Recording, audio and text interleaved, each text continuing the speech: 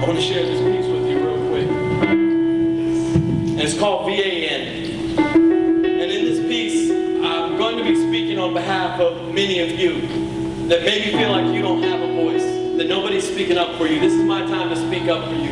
And I want you to understand that I have your back 100%. Youth to Youth has your back 100%. If you're from Oklahoma, the Cherokee Nation has your back 100%. The adults that are in this room that you came with, they have your back 100%.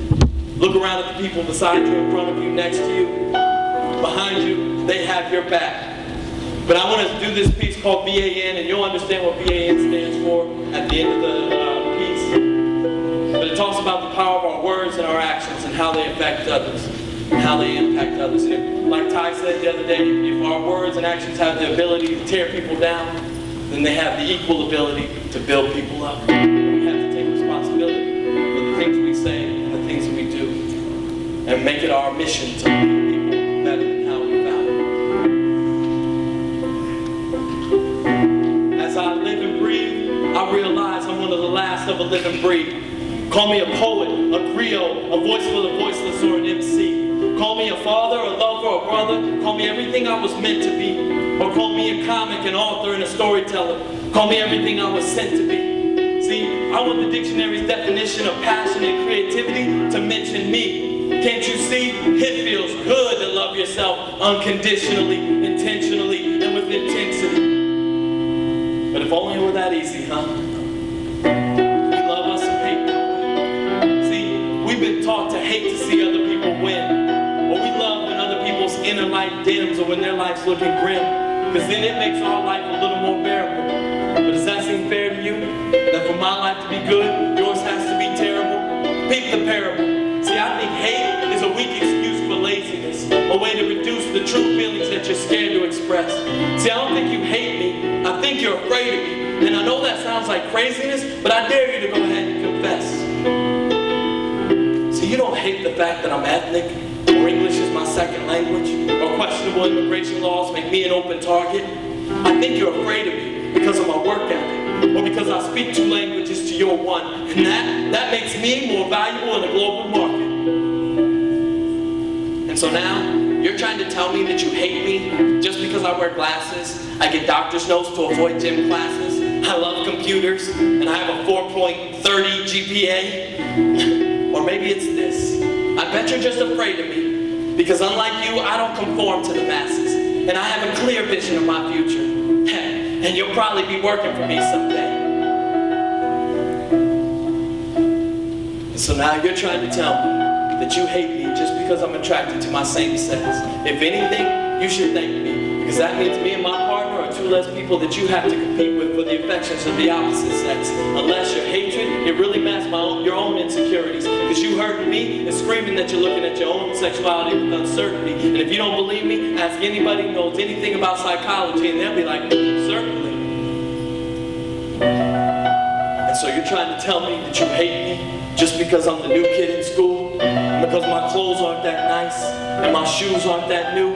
I mean, did you know that both my parents lost their job, and that's why we had to move? Or maybe you're just afraid. You're afraid that my poverty is contagious, and that what I have might rub off of me and stick to you. Look here, I already got to come to school and wonder and worry about when the next time I'm going to eat is, but now you're telling me I got to come here and wonder and worry about how I'm going to get treated. Believe you me, I just don't need it. And so let me get this straight. You're trying to tell me that you hate me just because I'm quiet, I keep to myself, and I'm not the most popular girl in school? But if anything, I think you're really just afraid of me. Because unlike you, I'm not dying for everyone's attention. And I don't have to have everyone notice everything I say and everything I do. Because I'm just not that needy. And I know you see me, but you don't hate me because of my rap music, my flashy clothes, or my braided hair. I think you're afraid of me because of my determination and my endurance, and because despite what my ancestors have been through and what my people still go through, I can stand right here with a defiant stare and say, just like Malcolm, Martin, Oprah, and Obama, I am going somewhere. So come here, young people. Come here, young people. I didn't come to preach. I came to hear young people. Because when I hear of young people becoming POWs and MIA, that's prisoners of words, and missing in adolescence, it makes me pray, oh God, can we please adolescents in this day learn this? Every single word that comes out of your mouth to or about someone is pushing them one step closer to life or one step closer to death. So recognize the power and potential of every word that's carried on your breath. And understand this, no one can make you feel inferior. You have to give them permission. So understand where their hate and their venom is really coming from. It is a simple-minded suggestion designed to distract and detour you from your mission. And if seeing is believing, then nothing should be clearer. Just force yourself to see beauty, power, intelligence, and strength every time you look in the mirror. And anything special you think you see in me is really just a reflection of your own specialness, your own greatness, your own amazingness, and your own energy. See, I'm just blessed to be standing up here basking in the light of your presence, because your presence is a present that can only be given to this world when you are physically, spiritually, mentally, and emotionally present. So understand, young people, I want you to learn this lesson.